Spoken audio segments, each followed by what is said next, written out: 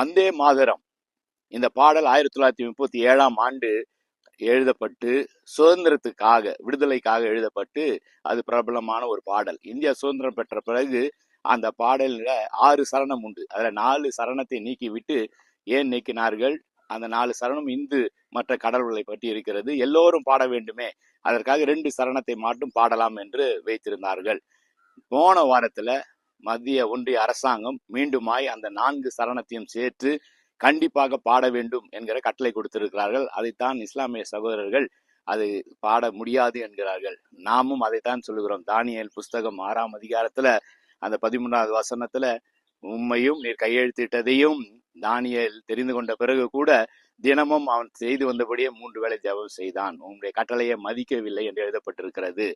நம்முடைய மதத்துக்கு விரோதமான பாடல்களை பாட சொன்னால் நம்முடைய கருத்து கூட இந்த தானியேல் 6:13 தான்.